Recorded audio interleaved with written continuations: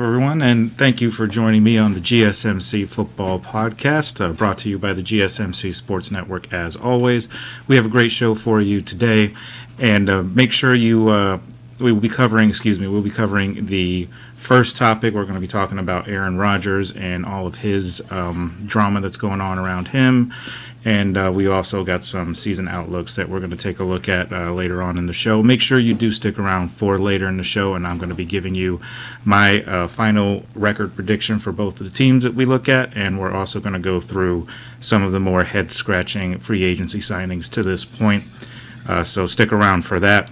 And as of right now, before we go ahead and get started, I do want to ask that you guys like and follow the show. If you've got a question during the show, then just go ahead and type that in the super chat, and we will get to it as soon as we can. If you have a good question during the show, your input is a big part of what makes this show great. So we do thrive on your energy and your insights. Whether it's a quick comment, a thoughtful question, or an opinion that you just have to share, don't hesitate to drop it in the chat. Now, if you want to make absolutely sure that your message stands out and gets featured on the show, there's an easy way to do that. Just use the super chat feature. Just click the $ at the bottom of the chat box to send in your super chat.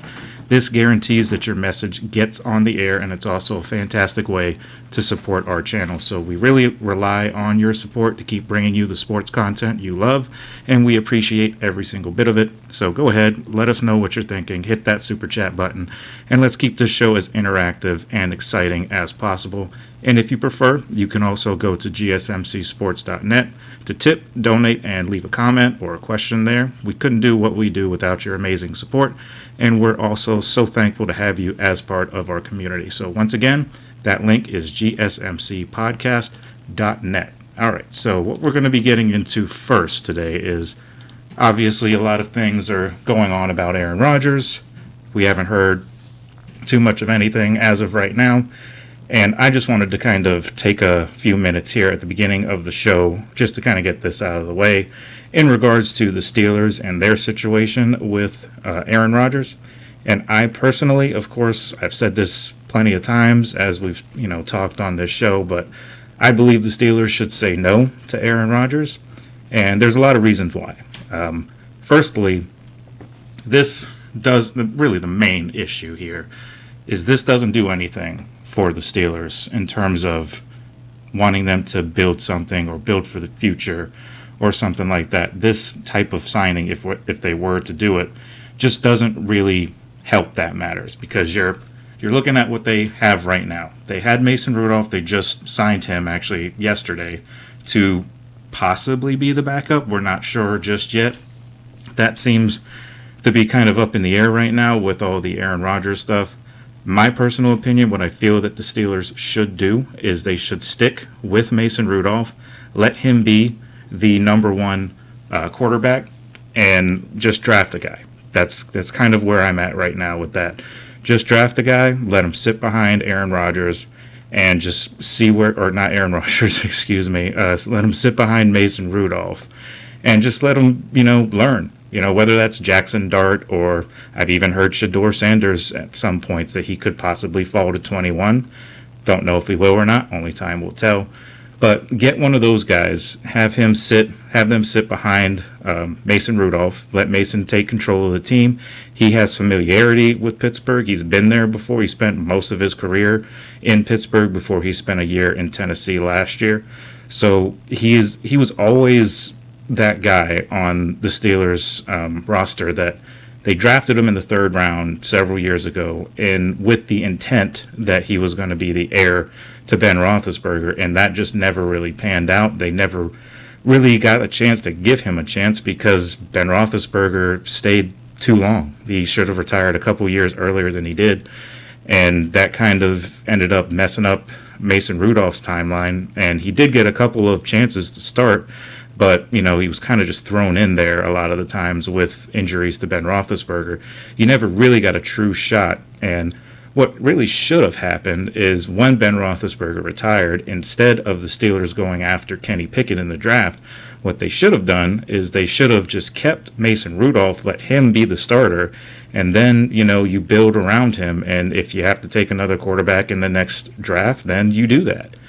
And, you can kind of go back and talk about any of these quarterbacks or any of these situations and kind of look at it hindsight 2020, like it all seems like a good idea looking back at it, but it is what it is. They're in this situation now. They put themselves in this situation. But in terms of Aaron Rodgers, just too much drama goes on with Aaron Rodgers. Even right now, it's just a perfect example of why the Steelers should not be waiting on Aaron Rodgers. He's taking photos on the beach, walking along the beach in contemplative thought. And he's just, he's holding teams that are interested in him hostage. And what's so funny about that is Mike Tomlin, one of his biggest phrases that the media loves to repeat because they love Mike Tomlin so much, is that we want volunteers, not hostages. Well, guess what, Mike Tomlin? You are currently a hostage because of Aaron Rodgers. You are relying on a 41, soon-to-be 42-year-old quarterback to come in and, take you guys to the Super Bowl? Because that's not going to happen. There's no way he takes you to the Super Bowl. So, the most that you can get out of Aaron Rodgers, I believe, is just another 10-7, 9-8 sort of year, and a wild card playoff, if that, and they'll probably get blown out in the first round of the playoffs. Rinse and repeat. It's the same thing that always happens with the Steelers under Mike Tomlin in recent years anyway.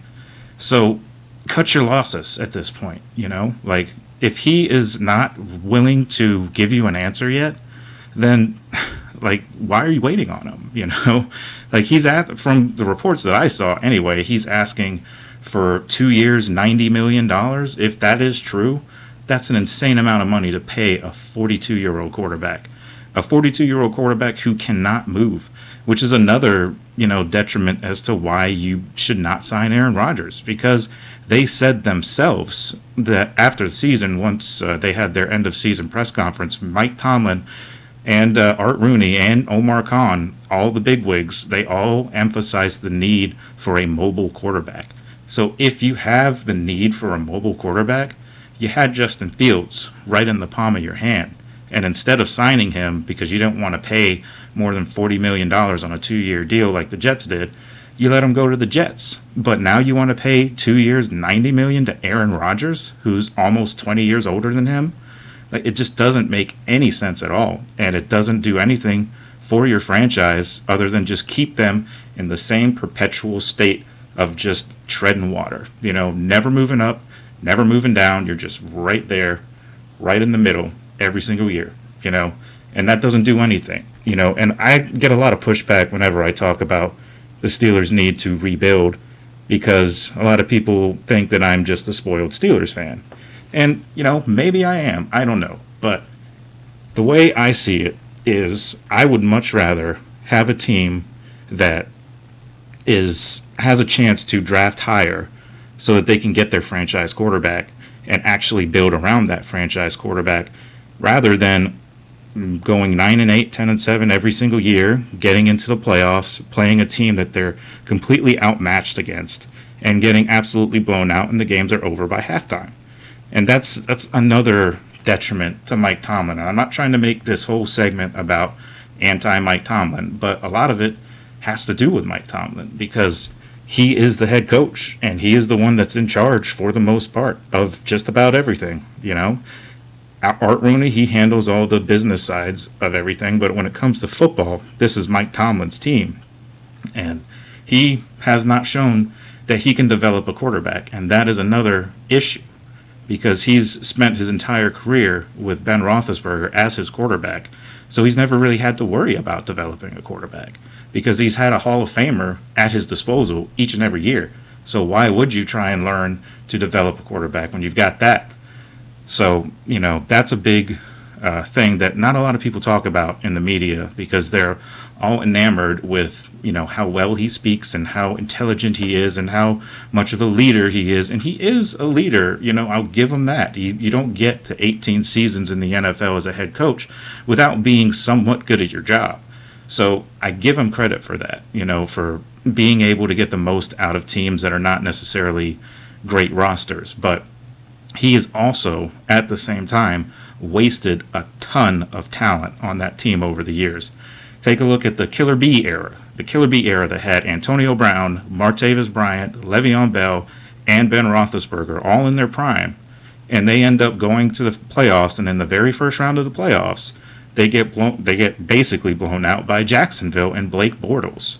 Like, that's the other thing, is when they get into the playoffs, the teams, whenever they do win in the playoffs, which is very rare, they beat teams that have backup quarterbacks in. But anytime that they have to play an elite quarterback, like a Josh Allen or a Lamar Jackson or Patrick Mahomes or, whatever the case, or Joe Burrow, in the playoffs, they cannot do it. Hell, they lost to Baker Mayfield and the Browns at home in the playoffs in 2020, in a year in which, instead of drafting Chase Claypool in the second round, they could have drafted Jalen Hurts. But they took Chase Claypool, and look, Jalen Hurts just won a Super Bowl. He's been to 2 already. And Chase Claypool is out of the league. So it's like, like I said, I don't mean this to be like a big rant on the Steelers, but I have to get this off my chest because it's just been driving me crazy over the past few days of the Steelers trying to court Aaron Rodgers. I'm like, why are you waiting on Aaron Rodgers' decision? Why are you waiting on his decision? You signed Mason Rudolph, so that pretty much all but guarantees that Russell Wilson is not coming back.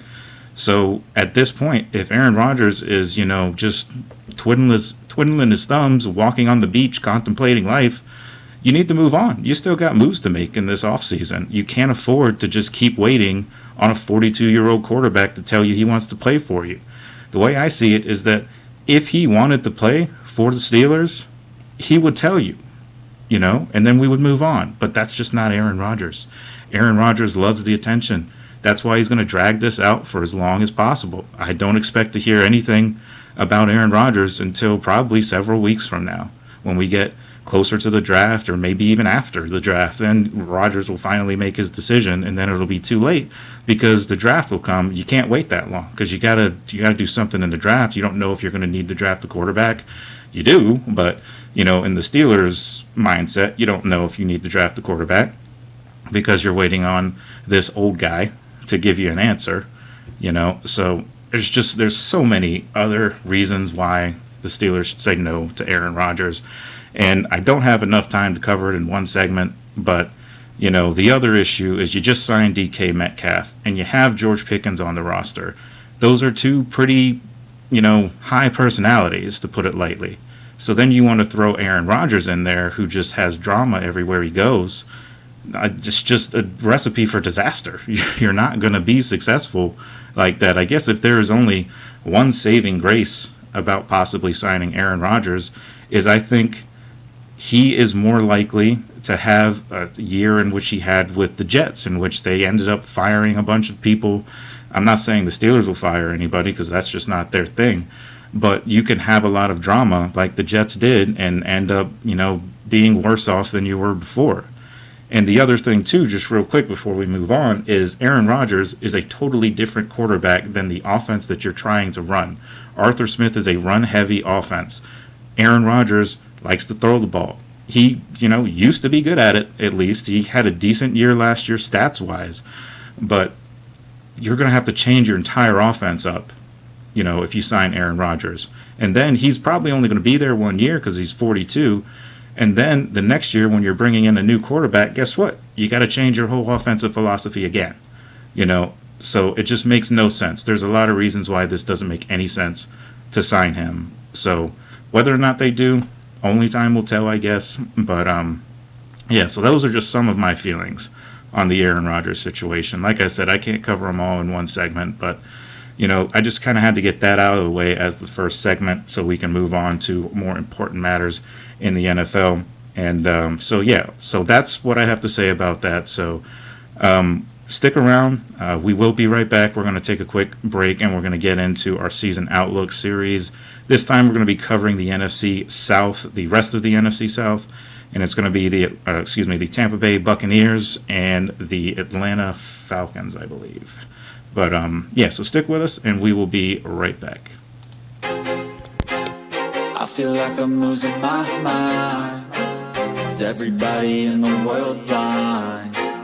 Please, Lord, give me a sign, a sign.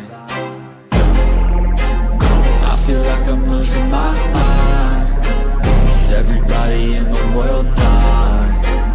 Please, Lord, give me a sign, a sign. I wanna be the greatest. Everybody on the fake shit. I look around and feel like everybody is the fakest. I make this every day and I'm impatient, hoping one day I blow up from the basement. Statement, the top is so vacant. I don't hear shit that I think is amazing. Waiting for my day when I'm playing sold out shows for 1,000 faces. Hey, give me that crown, get in my way and to be put down. It ain't your place, all this my town. If I want that shit, then I'll get it right now. I'm losing it, the noose it fits. I'm losing shit, a stupid myth. You choose to live or choose to dip. You choose to fight or lose your grip and lose a gift. I feel like I'm losing my mind. Is everybody in the world blind? Please, Lord, give me a sign, a sign. I feel like I'm losing my mind. Is everybody in the world blind? All right, guys, welcome on back to the show. Before we go ahead and get into our second segment of the day, just want to remind you guys that if you have a question or a comment, just hit it in the super chat and you can become part of the show. We will get to your questions or comments as soon as I see them.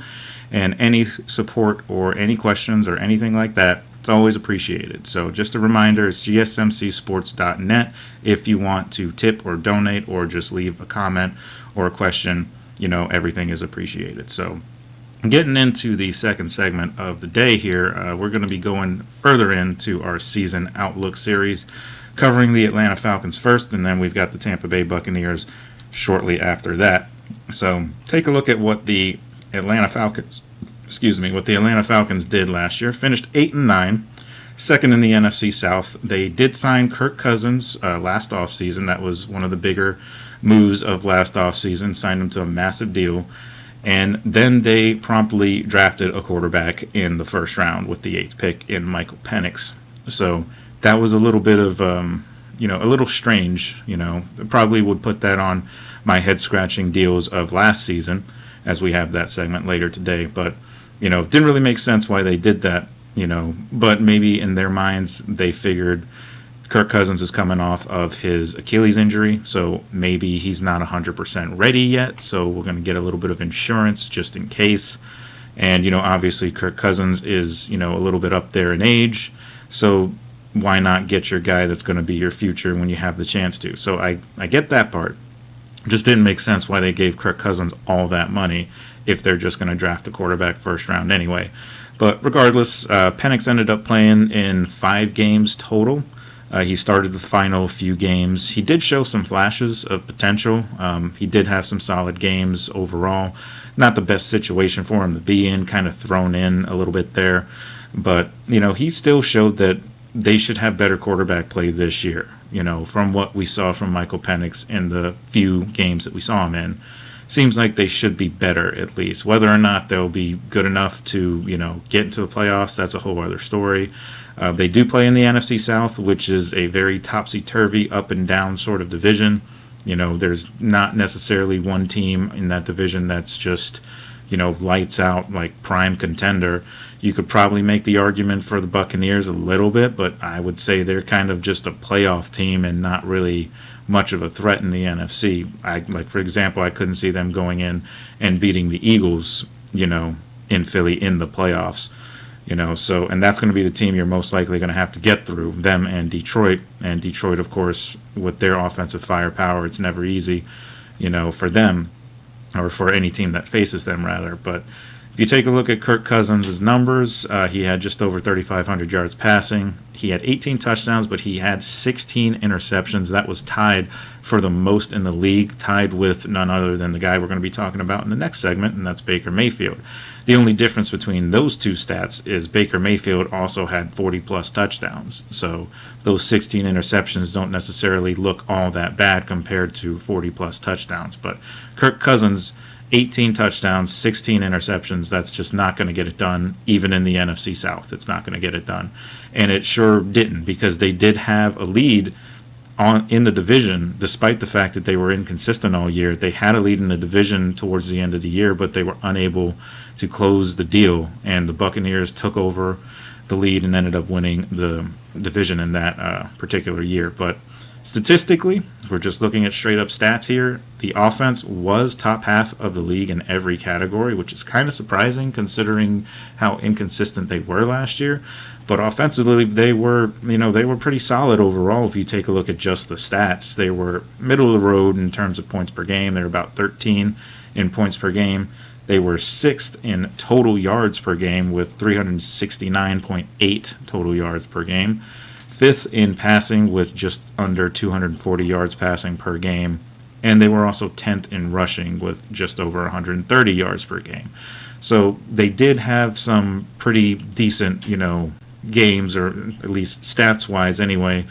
So that didn't necessarily translate into, great play or consistent wins. They lost more games than they won last year, but that was partially because of the other half of the team, and that is the defense. The defense was bottom of the league in just about every single category.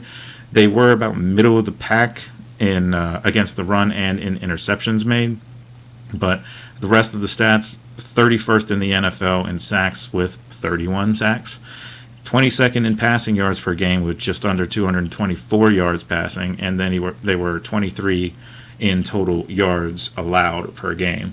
So the defense definitely needs an improvement. You take a look at some of the needs that they have here. They did release Grady Jarrett. That was one of the bigger free agent moves, and the Bears snatched him up shortly after he was released. They do need a wide receiver, most likely, to pair with Drake London and Darnell Mooney.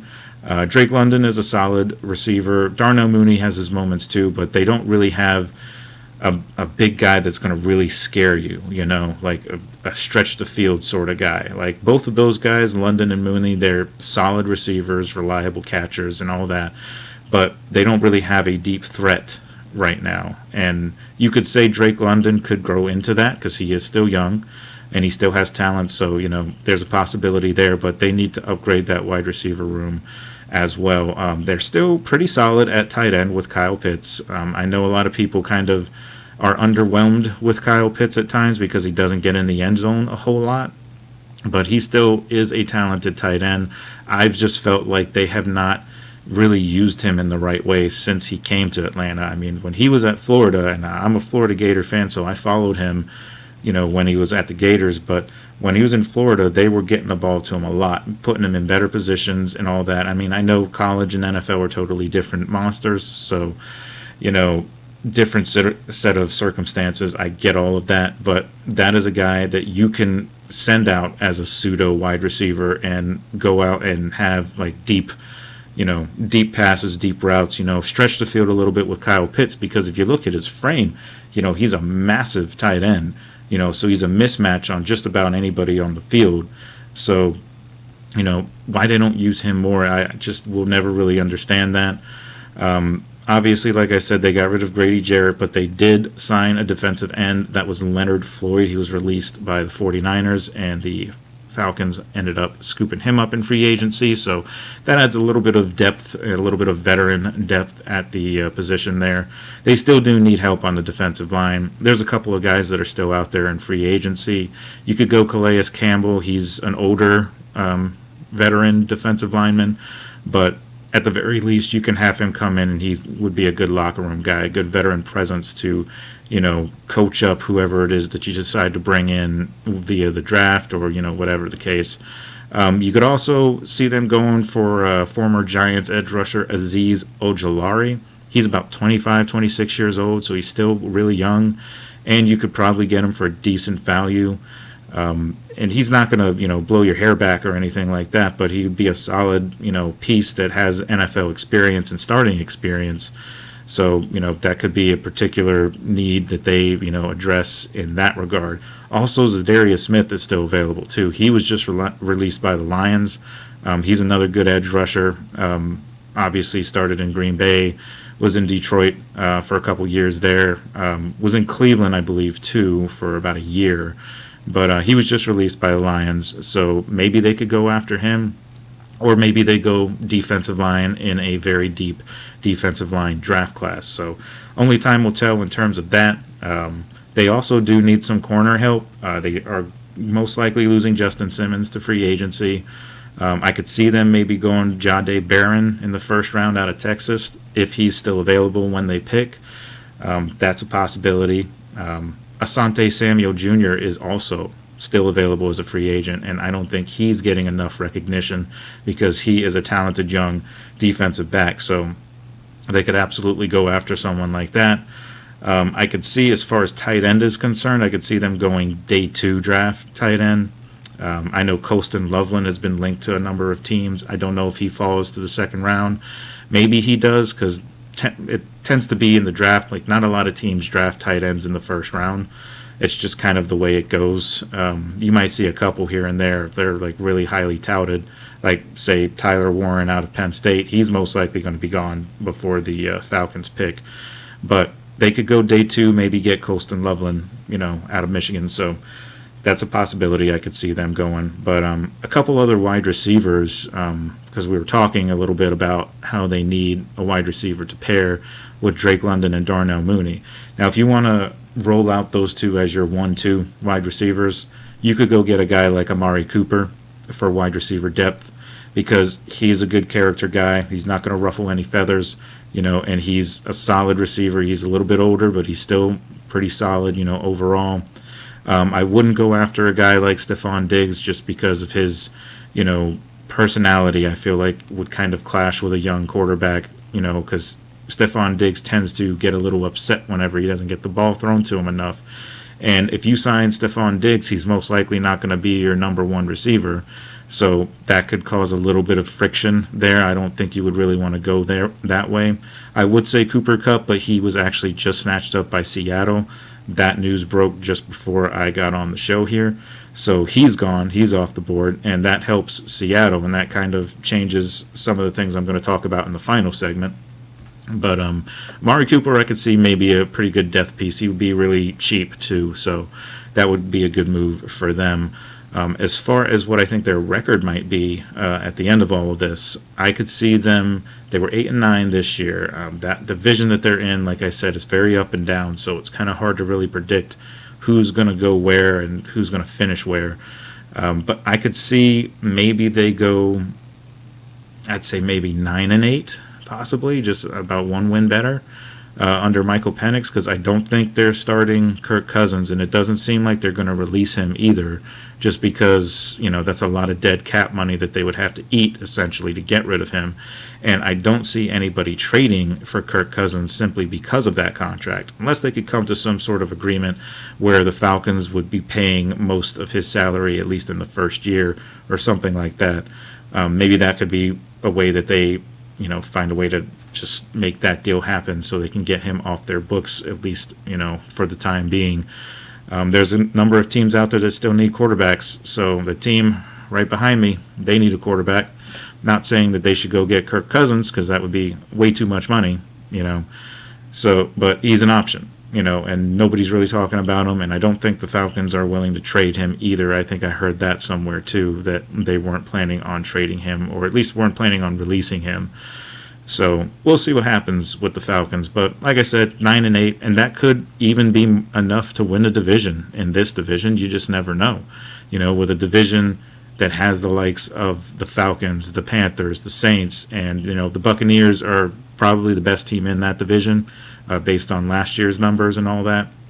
But who knows? They could end up winning the division at 9-8. It's happened in that division before, so it's possible it could happen again. But so that should do it for the season outlook of the Atlanta Falcons. Now, when we come back, I am going to get into a little bit of the other team, the more successful team in this division, the one that won the division, and that is the Tampa Bay Buccaneers. And they've got a couple of intriguing prospects there, and they've made some pretty solid moves too. So we'll get into that here in the next segment, but we will be right back. We're just going to take another quick break, okay? So just stick with us for just a couple seconds. We'll be right back. Looking for your daily fix of sports talk without having to pay for it? GSMC Sports Network is available on YouTube. Just search GSMC Sports Network. Get your fix of daily sports talk shows on YouTube, absolutely free. NFL, college football, NBA, MLB, MMA, UFC, fantasy football, and so much more. GSMC Sports Network has shows running all day long, with new sports shows starting every 2 hours. Just like on your favorite cable sports channel, except GSMC Sports Network is absolutely free. Just search GSMC Sports Network on YouTube to catch one of your new favorite shows, like the GSMC College Football Podcast, Chip Shot Football Podcast, Hoops and Heels Women's Sports Podcast, GSMC Basketball Podcast, and so many more. Check it out for yourself. GSMC Sports Network, now available on YouTube absolutely free. Search GSMC Sports Network on YouTube right now. All right, guys, welcome on back to the show. We're going to get into our third segment of the day. We're going to be talking about the Tampa Bay Buccaneers and what they were able to accomplish last year and what they might be able to do as we continue on here in this upcoming season. Now, just take a look at what they did last year. Finished 10-7. They did win the NFC South, as we briefly talked about in the previous segment. They were trailing the Falcons for a good chunk of the year, and then were able to catch them at the end and overtake them and win the division. And Baker Mayfield was a big reason why that happened. They were third in the NFL in passing yards. Baker Mayfield just basically went off last year, and he gets kind of overshadowed by the other great quarterback plays that ended up, being higher touted, that are closer to MVPs, such as like Josh Allen, Lamar Jackson, like those guys, Joe Burrow. Those guys all having tremendous years last year just kind of overshadowed what Baker Mayfield was able to do. And as I mentioned before, he did have 16 interceptions, so obviously you want to see him cut down on that. You don't want to turn the ball over as much as that for sure.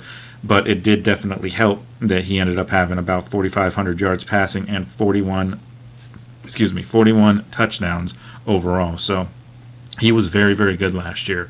And they were also fourth in rushing yards per game, which I think definitely helped the passing game in tandem there. Having guys like Bucky Irving, who was a young guy coming in and having the year that he had over 1,000 yards. So, he was solid for them, and a lot of people probably didn't expect a guy like Bucky Irving to come in and be as good as he was for them. And obviously he's still very young, so, only time will tell as far as how he can bounce or get, better in the second year, and all that. But they were definitely very good in the run game because they were best in the NFL in terms of time of possession. They had the best ranking, held the ball more than anybody else in the NFL. So that is one of the keys to winning games, is keeping the ball away from the other team. No matter how good the other team is, whether you have Patrick Mahomes, Lamar Jackson, Josh Allen, Joe Burrow, all of those big-time quarterbacks, no matter who you have, if they don't have the ball a lot, it's going to be hard for them to make a dent in your defense. So having that was definitely, a positive for them. And they were fourth in the league in scoring as well. They had almost 30 points per game. So definitely good there. That's a clip that you want to stay at. You're going to win more games than you lose in the NFL when you're averaging 30 points a game. Third in the NFL in total yards per game, too, with just a touch under 400 yards, total yards per game. That is pretty good. I mean, it's, getting 400 yards in a game is maybe not necessarily as, big a deal now in this type of NFL that we live in as it used to be, but still good for third in the league, so that's nothing to sneeze at. And outside, when you take a look at their defense, outside of their rush defense, which was fourth in the league, the defense wasn't great, and you can kind of start to see the cracks in the armor, the chinks in the armor, when you start looking at their defense. They were 29th in the NFL in passing yards allowed. That is very close to the bottom of the league. 29 out of 32 teams, that's not good. You don't want to be there. So you kind of understand why Baker Mayfield had to have as good of a year as he did, because they probably would have ended up near the bottom of that division if he didn't. The defense just was not very good. They were middle of the pack in just about every other stat other than sacks. Sixth in the league in sacks last year, so that was at least pretty good. Having a big defensive tackle like Vita Vea certainly helps that, and he's also not getting any younger too, so they may have to address that in terms of the draft and everything too coming forward here. But Bucky Irving, like I said, he was very effective last year, had exactly 1,122 yards was the exact number, and he also had 8 touchdowns rushing. So, that's a good running back. That's a solid running back. Not every running back is going to be Saquon Barkley. So if you can get production like that out of a young running back like Bucky Irving, then, he's only going to get better. So that's a good move for them. So taking a look at some of their needs over the course of this offseason, they did do a couple of things already. They re-signed Chris Godwin, which I think was a very, very smart move to keep him along with Mike Evans. That is one of the more, I think one of the more underrated things about the Buccaneers is their ability to have quality receivers at, each ranking, first, second, third position, third receiver, second receiver, any of those guys. They're all solid guys. They're very good at developing wide receivers. And Mike Evans is a future Hall of Famer, is definitely one of the best receivers even still in this league. And he missed a couple games due to injury, but still ended up with over 1,000 yards. For I believe that he did break the record, I believe, of most consecutive seasons with 1,000 yards, and he just barely got that in the last game of the year, I think it was. But he's a very good receiver and doesn't get talked about enough. And he probably is one of the more underrated receivers overall. I think they have one of the more underrated receiver rooms in the NFL, period. Chris Godwin, Mike Evans. Chris Godwin could be a number one on any other team except for maybe, the Vikings when they have Justin Jefferson, or the Bengals who have Jamar Chase. But outside of like those two teams that have these, ridiculous wide receivers, Chris Godwin could be a number one somewhere. But he, of course, chose to stay in Tampa, and I think that is the right move. It's the chemistry is there. Just the whole team is built around those guys. So, I think that's a good move for the Buccaneers, keeping a hold of him. They have the 19th pick in the draft this year, so we'll see what they decide to do with the draft. They did sign former Jets edge rusher Hassan Reddick to a one-year deal.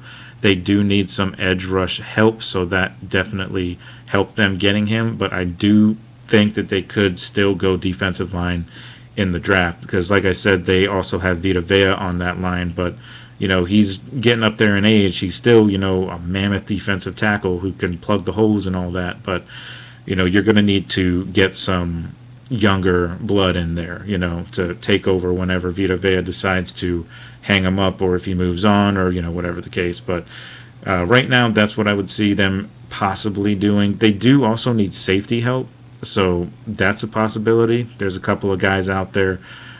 They need some secondary help in general. There's Justin Simmons that's out there, or Julian Blackman coming over from the Colts. He could be an option as well if they want to go free agency. As I said before, Asante Samuel Jr. is still available, so maybe they go that route too. It's very possible. I think overall, though, they need some tight end depth behind Cade Otton. Cade Otton did a decent job trying to become the number one tight end in Tampa last year, but I still think that they need a little bit more help from the draft class, possibly in a very deep tight end class. As I said before, Colston Loveland from Michigan. I know I talked about him going to possibly the Falcons, but I think it makes more sense for Tampa to draft a guy like that because, as I said before, the number one tight end in the draft is Tyler Warren. Don't expect him to go much further than maybe the top 5 or top 10 or whatever. I don't think he's going to drop all the way down here for them and they're at pick number 19. I just don't see that happening. But, you never know. Players fall sometimes, so, it could happen. But I doubt it because he's a tremendous tight end. So, if he goes that far, there's got to be something else going on. But I think Colston Loveland is a reasonable choice, reasonable to think that they could get him if they go that route.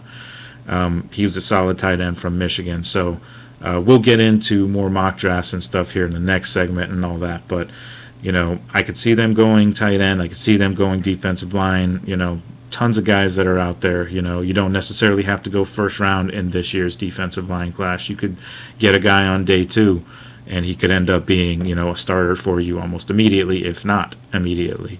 So as far as what I think the Buccaneers' record is going to be, that's just going to all, of course, hinge on if this defense can get together a little bit.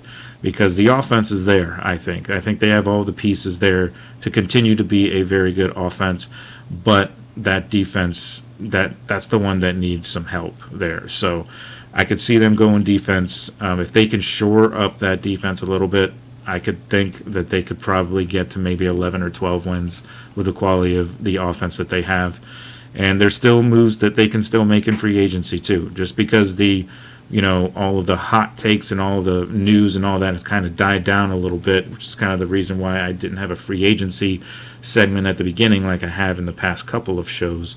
But that's with the free agency field kind of drying up, you start to kind of look towards the draft, now at this point.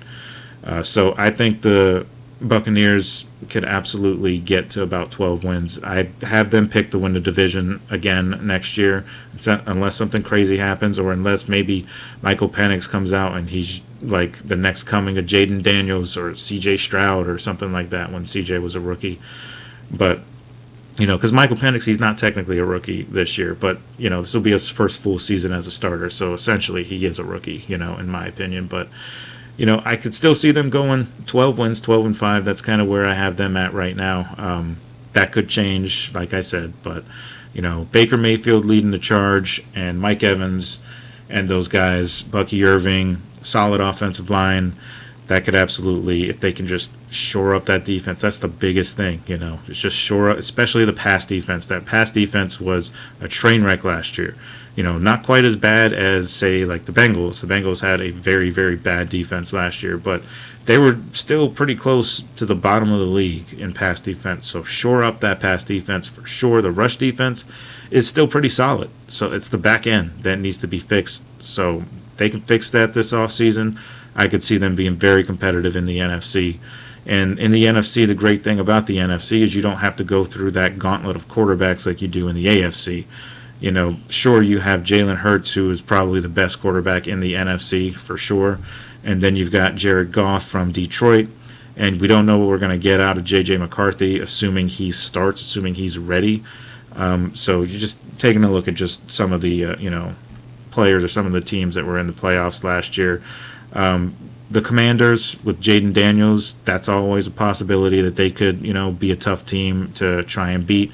The Tampa Bay Buccaneers lost to the Commanders last year in the playoffs in Tampa. So, that right there just proves to you that the Commanders are no joke, especially if they improve from what they did last year. So a lot of good teams in the NFC, but I still think the AFC is more loaded. So you have an easier route in the NFC to get to where you want to go. You're still going to have to get through some good teams, though. But I could see them getting into the playoffs, maybe winning a game or two, possibly. Maybe they get to the NFC Championship game. Who knows? Only time will tell. But, so that covers it for the Tampa Bay Buccaneers. But before we continue on into our show, we are going to take another quick break. When we come back, we're going to be talking about the mock drafts as we continue our series. We started a few weeks ago, and now we are on picks 16 through 20. So we're starting to get to the teams that were middle of the road last year, and we're getting closer to those elite teams as we move on. And we'll probably finish off the entire first round of the mock draft, I would imagine, next week if everything goes the way it should go. If there's no crazy news that takes up so much of the show or anything like that, we should be able to get through the entire 32 teams in the first round of the draft. So it's going to be interesting to see what the draft does too, and see how wrong I am on all these picks. So, but we're going to be right back. Like I said, we're going to talk a little bit more about the draft. So just stick with us. We will be right back.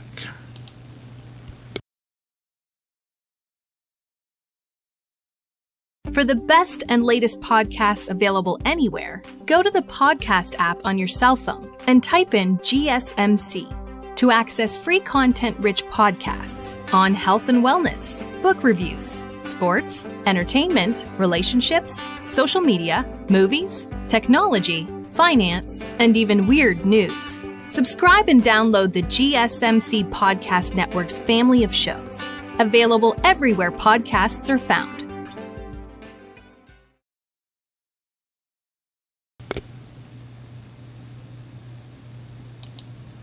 All right, guys, welcome on back to the show. We are going to start getting into our mock drafts here in this next segment. We're going through picks 16 through 20, so there's a lot of guys that are still available based on my previous 15 picks that I did. So let's just get right into it. We've got a little bit of a different format here, how we're doing these picks here. We're going to go starting with pick number 16. Didn't mean to kind of spoil that there for you there on this draft. So you know what, I'm picking for the Seahawks at 18. But anyway, so the Cardinals, they are at number 16, and this is who I have them going. I have them going defensive tackle Kenneth Grant out of Michigan. I just think that would be a very good pickup for them. Take a look at some of his numbers. He's a big-bodied defensive tackle. He's 6'4", 331 pounds. He was rated the 5th best prospect at defensive tackle at the Combine. Take a look at some of his attributes here. He's got a broad chest, so he's a big-bodied defensive tackle. He can plug a lot of holes, much like a guy like a Vita Vea. He may not be necessarily as big as him, but, he's got that same type of, frame, where he could end up being very powerful. He's capable of playing multiple spots in both odd or even fronts, so that's obviously you want some flexibility on your defensive line, guys that are willing to move around, and that'll help confuse opposing offenses. So you definitely want something like that out of your defensive tackle, especially picking him in the first round like that. Now, he's been mocked by a lot of different outlets, going to a number of different teams. This is just kind of where I have him at right now. I feel like he's really good at, if you watch some of the games last year, he's really good at absorbing double teams and splitting double teams and all that. So that's obviously a good attribute to have in a defensive tackle. He's got good strike because he is a powerful guy. So he'll, hit that first arm, that first hit, knock you off balance, and then he can kind of move from there. He's not necessarily the fastest guy, but you don't need a defensive tackle to be super, super fast, anything or like that. You just need them to have good handwork, good footwork, stuff like that, and being able to shed blocks. And he has the ability to do that. He put together a very solid performance in the upset win over soon-to-be national champion Ohio State. At the time it was soon-to-be, but they ended up winning a national title, and he put in a pretty solid performance against them. And, he's very good. He's got heavy hands. He's a good interior rusher, and the Cardinals need that. They need an interior defensive lineman to help.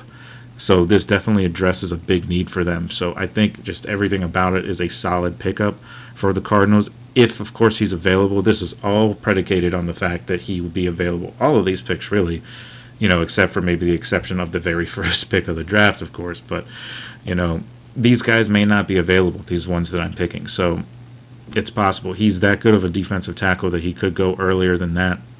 But I think it's a good move for the Cardinals if they go ahead and get him. With the next pick that I have here, it's the Cincinnati Bengals, and I've got them going Michael Williams out of Georgia, the linebacker, and obviously he is an explosive linebacker. He is very, very good, and the Bengals could use a guy like that, especially with the questions that are surrounding Trey Hendrickson, how he has requested a trade. They have granted him that opportunity to request a trade, and he can seek one out. Nothing's happened yet, but if it does, they will need a replacement. And, having Michael Williams as a young guy there would definitely help that ailing defense that they have. Defense, obviously, was their biggest problem last year. And having some help on the defensive line, especially a young, promising first-round defensive end or edge rusher, is definitely where you want to go. He's a good prospect. He's got a ton of upside. He's an explosive edge rusher, explodes out of his stance into blocks with force. He's got range, he's got quickness, he can spill or chase or close down the backside, covers ground really, really quickly too with his backside pursuit.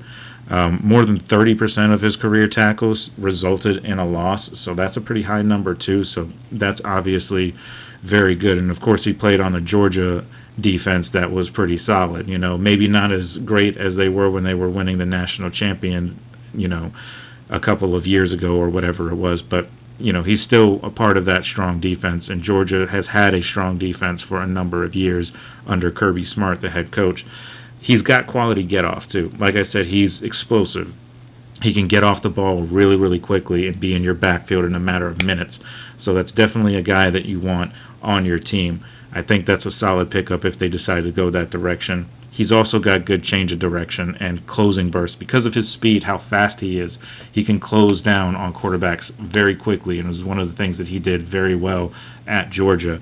So he's one of the top linebackers that I've seen, in terms of prospects and all that. I think he's up there as one of the guys, that could be a game changer, a playmaker. Kind of puts me in the mind just looking at him of, like a Micah Parsons kind of guy. I'm not saying that he is that good yet, because Micah Parsons, for all of his faults, is still a very, very good, edge rusher. But he has the ability to get to that point. He's a very, very good linebacker, very good edge guy. So I could absolutely see them going that way. And with the next pick, I already kind of spoiled it for you guys earlier by not having my ducks in a row, so I apologize about that. But I've got the Seahawks going with offensive tackle Josh Conerly out of Oregon. He is a solid offensive tackle, playing on a very, very good offense in Oregon last year. They, were tops in the NCAA most of the year last year, and he is a good reason why, because he was able to protect the quarterbacks, as Dylan Gabriel. He was able to protect him for as much as possible. And if anybody needs offensive line help with a fresh new quarterback that you just gave a nice big contract to, it's the Seattle Seahawks. They need that offensive line help. They just gave Sam Darnold a big contract, so they need to protect that investment as much as possible. And signing Josh Conerly, who is one of the better offensive tackle prospects in the NFL draft this year, would go a long way to improve that offensive line. He showed a lot of improvement as the season progressed last year. He kind of started a little slow, struggled a little bit at times, but one of the big things that he did was he handled himself very well against the top edge rusher in the NFL draft this year in Abdul Carter from Penn State. When they played in the playoffs and Oregon took out Penn State, Conerly did a very, very good job of containing him as much as he possibly could. Abdul Carter is, of course, a freak of nature, so it's very hard. It's a very tough matchup, and I think he acquitted himself pretty well. His movements are relatively athletic. They're composed too, so he's not this crazy guy. He's a controlled offensive lineman, so definitely a good guy. He accelerates hard into those down blocks as well, so that's another good trait to have as a tackle. Works with strain at the point of attack and is rarely on the ground, so he's always beating his guy. You don't ever see him get pancaked too much, going the other way anyway.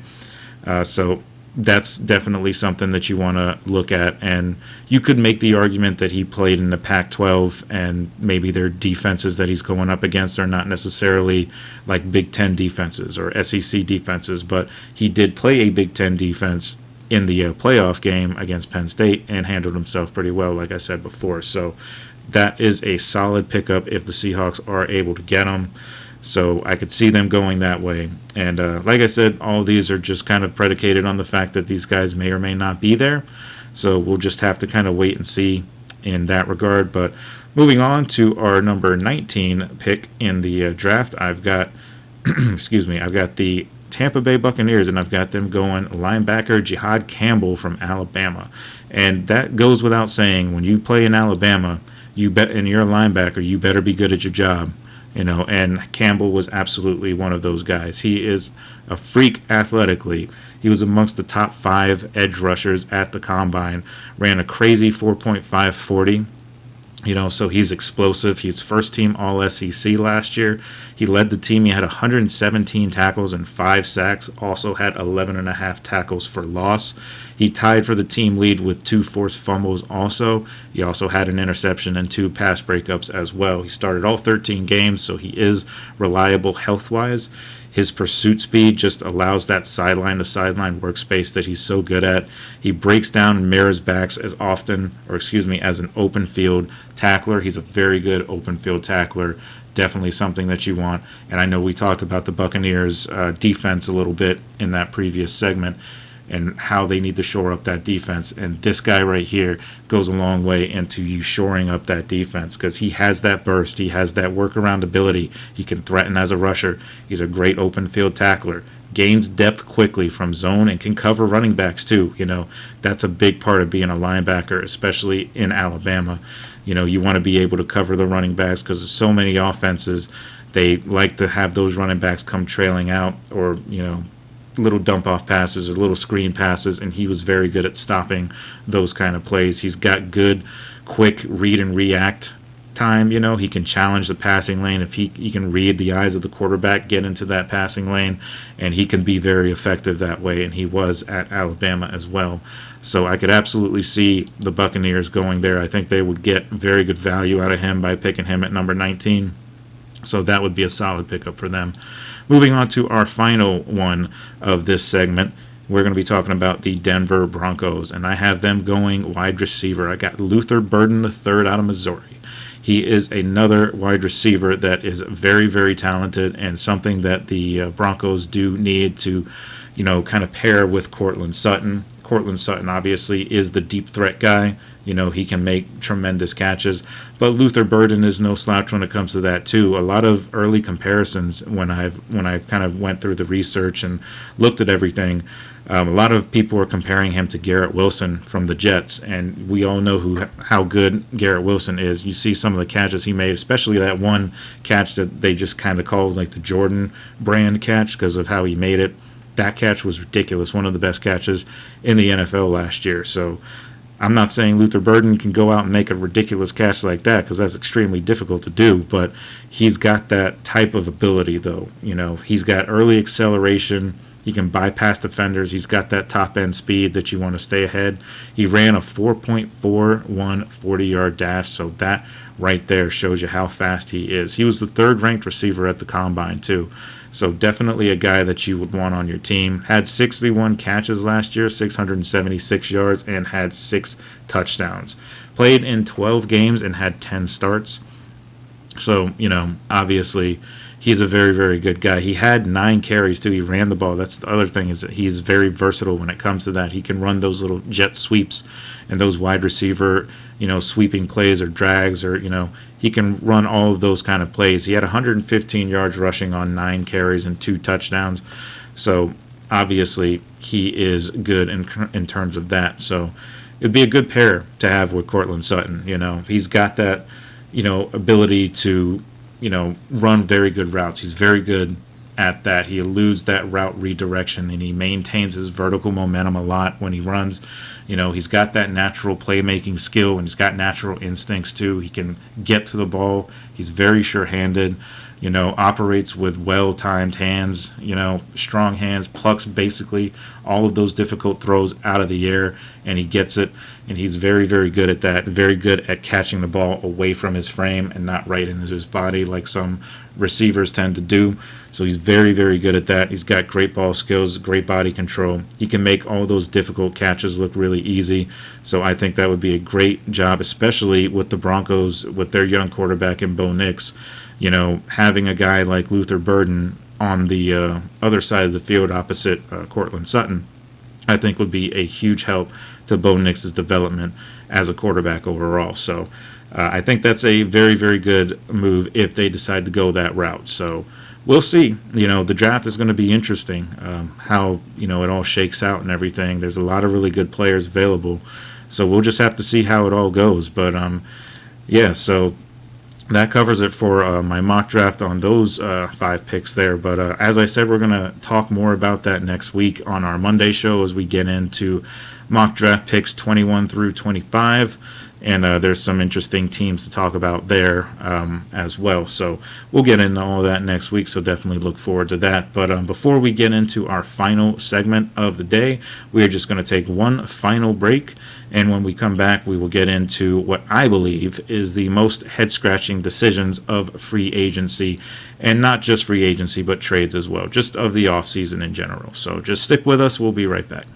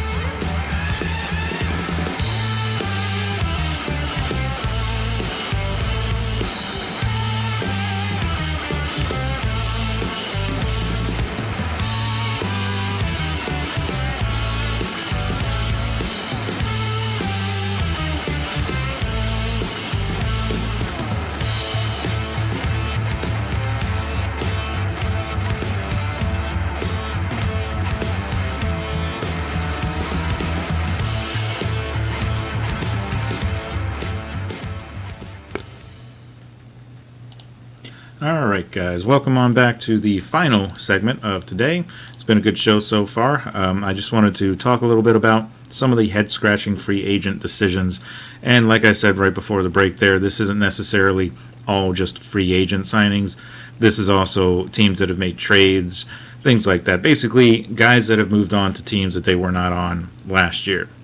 That's essentially what this is here. So, if you have any questions or any disagreements with any of this, definitely feel free to mention that in the comments, and, I'll respond to them. We get a little debate, a little, chat going on here. So take a look at one of the first ones that I have here on my list. I have Dan Moore signing a 5-year deal, $82 million with the Tennessee Titans. And that's one of the more head-scratching decisions in my mind, because I don't believe Dan Moore was very good in Pittsburgh. Certainly not enough to get an $82 million deal as a starter. He was only the starter in Pittsburgh because Broderick Jones was struggling in year 2. Broderick Jones was supposed to be a left tackle. They've had him at right tackle for most of his career, and he struggled mightily last year, and that was kind of the reason why Dan Moore was, basically there, because they did draft Troy Fautanu out of Washington to be their right tackle and have Broderick Jones on the left. But then that's the way it started. Fautanu was the starting tackle on the right side, and then you had Broderick Jones on the left. But then, you didn't even have Broderick Jones. You had Dan Moore on the left, and Broderick Jones was supposed to be the guy on the left, but he just wasn't very good, and Dan Moore ended up taking his job because the Steelers didn't have any other tackles really on the roster, so they didn't have an option. After Troy Fautanu went down hurt, he of course tore his ACL, and he was out the rest of the year pretty early on. It was in that Denver game, that second game of the year, that he tore his ACL, and they never saw him again the rest of the year. So you basically had Broderick Jones that had to come in, and he was consistently getting called for false starts, flags. He was consistently just not even playing, not knowing what the play was. So that's the guy that you had that was supposed to replace Dan Moore. So having Dan Moore on there, you had to put him on there because you had to put somebody on the line. And I just don't think Dan Moore was very good. He's reliable injury-wise, sure, but he can't play both sides of the line, so you don't really have that flexibility with the swing tackle or anything like that. He gets beat far too often, ends up on his rear end more often than not, which is not what you want to see in your offensive tackle. And for all of that, he gets rewarded with a 5-year, $82 million deal. I just don't get it. It just doesn't make sense to me. The Titans, I think, massively overpaid for this guy. They could have got Dan Moore for a hell of a lot cheaper than they did.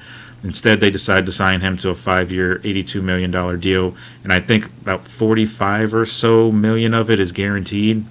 It's just not a good deal. I just don't believe it is. And maybe he goes on and maybe he has a good career in Tennessee. I don't know. But at least from what we've seen in Pittsburgh, he just wasn't very good. I don't think that he deserves that kind of money.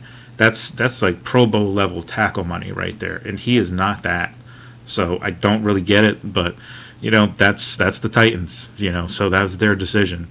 Another decision that I thought was head scratching, and before I even say this, I don't necessarily think that this was a bad move, on face value. I don't really think it is, but the wide receiver DK Metcalf being traded to the Steelers, I don't get that, simply because they don't have a quarterback yet.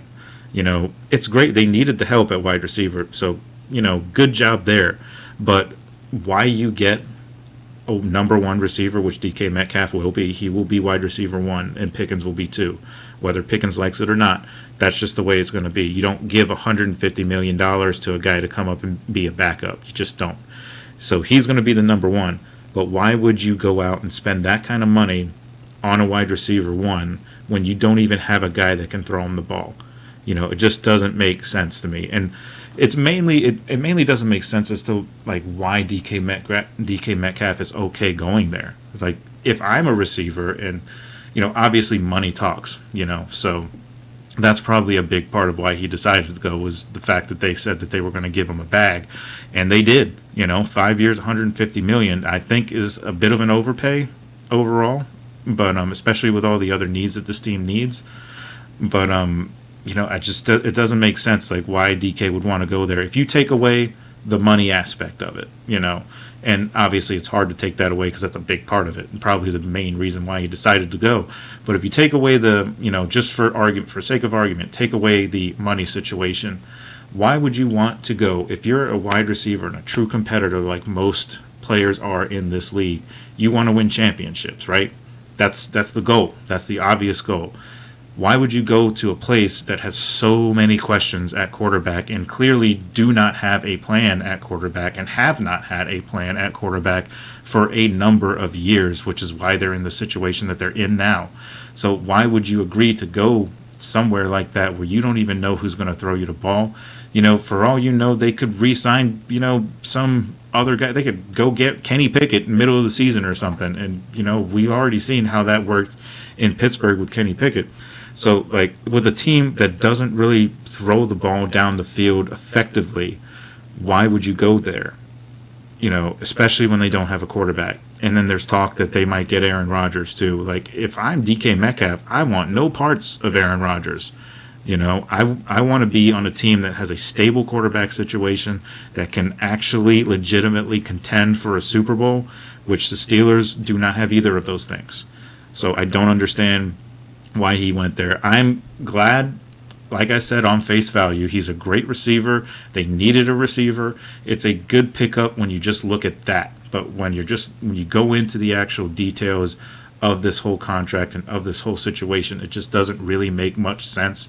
And he has had a history of some sideline and in-game antics. I know the popular word is crash out. He's a lot like that. He's had a lot of issues like that. And guess who else has had a lot of issues like that? Yes, that's going to be the other guy that he's supposed to be mentoring, and that's George Pickens. George Pickens has a crash out once a game usually. And so you add both of those guys on, and then you want to bring in Aaron Rodgers, who's a whole other head case in itself, and you want to just pair all those three guys together. It just doesn't make, why? It doesn't make sense. You're just asking for disaster with all of those personalities. I know Mike Tomlin has had a history of dealing with flamboyant personalities, but this is a little different, so we'll see how that ends. I mean, it doesn't seem promising to me, but, I'm no expert. I'm just talking on a podcast, so I don't know. I'm not in the building, so I don't really know what goes on behind closed doors. But I just think there's way too many personalities in that locker room, especially if they sign Aaron Rodgers, that it just doesn't really make sense totally. But moving on, the other signing that I didn't really care for, or at least I thought was a little, strange, was the Cowboys signing Javonte Williams. They did need a running back, of course, but they did have Rico Dowdle, who actually had better numbers than Javonte Williams did.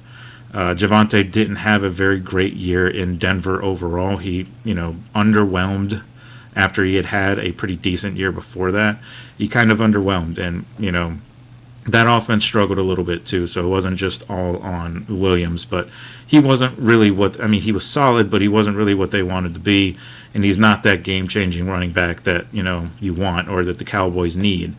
I still think the Cowboys are going to go running back in the draft. I know I mocked them. Amarian Hampton, I believe, is who I mocked them to. So they could still get him. I don't think they get Ashton Genty, because Genty, I think, is going to go to the Raiders, who pick 4th in the draft, if I remember correctly. So I could see maybe Hampton from North Carolina, possibly. But Jerry Jones is one of those unpredictable owners, so you never know what's going to happen with him. But moving on, another signing that I thought was just a little bit strange, probably the strangest out of all of these, really, is the Texans trading Laramie Tunsil to the Commanders. Now, it's a great move for the Commanders, for sure. It improves their offensive line with a Pro Bowl offensive tackle that's going to be able to protect Jaden Daniels' blind side. So, He's very good. He's a very good player. So good move for the Commanders, absolutely. The head-scratching part of it comes from the Houston Texans side, because I don't really understand why they did that. They basically gave him away. I think it was a 5th rounder they traded him for. Correct me if I'm wrong, but I think it was about a 5th rounder. And he's a Pro Bowl left tackle. Was the best player on their line last year, which I know isn't saying much because their offensive line was not great last year, but he was a Pro Bowler last year still. For whatever that's still worth, he was still a Pro Bowler, and they need offensive line help the Texans do. So why they wanted to trade away their best player on the offensive line for, peanuts, essentially, it doesn't make much sense to me. So I don't quite get it.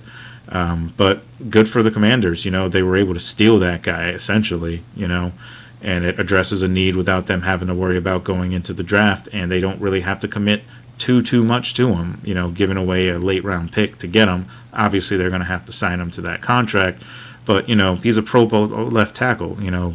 Those guys are worth it. Those really, really good left tackles, you need to pay them, because, if not for those guys, you don't have, a big-time quarterback like Jaden Daniels. Without a guy like that on the line, he's running for his life a lot of the time.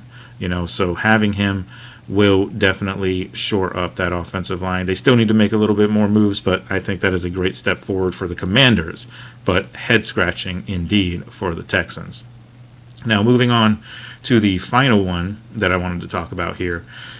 This one is a little bit of a, it's got a little bit of an update since I wrote all this out. But Sam Darnold signing with Seattle on that massive deal, 3 years, like $103 million, I believe it was.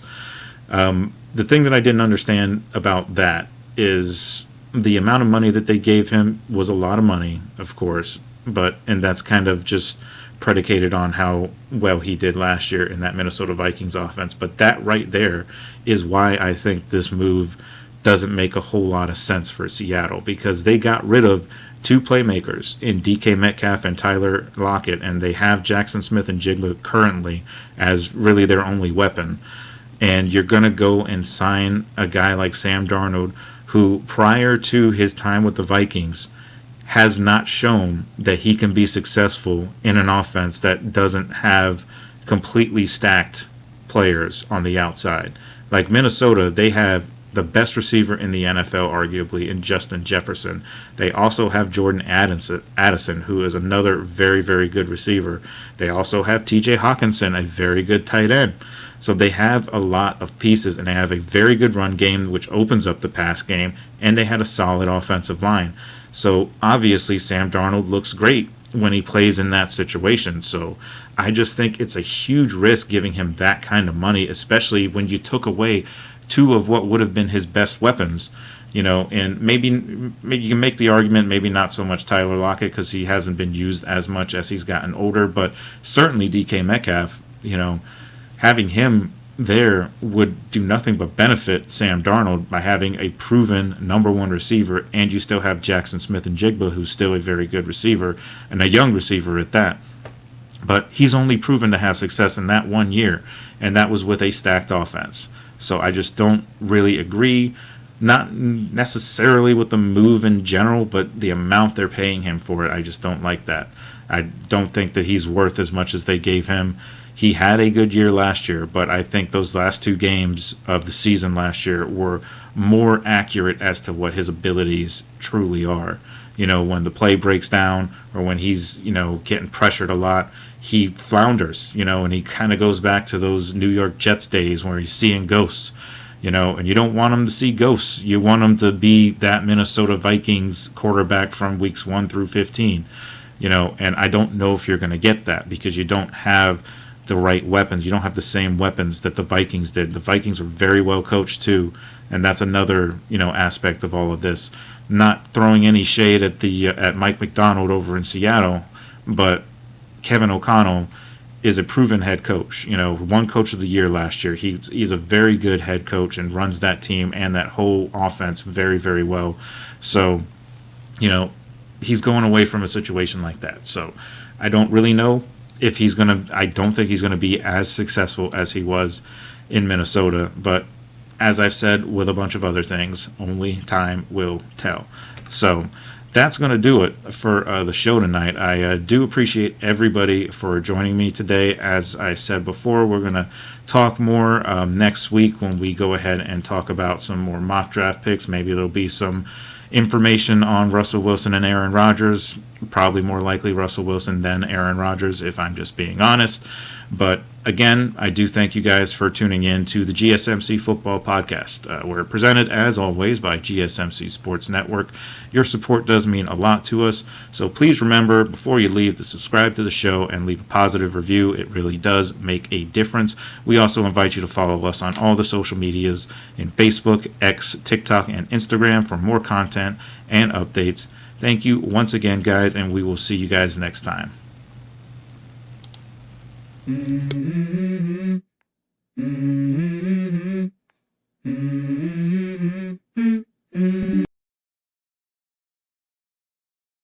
bit of drool on my pillow, feel like it's gonna be a bad day. Yeah, I'm tired of shit, and the coffee ain't hit yet. Damn, ain't that great. I don't wanna go to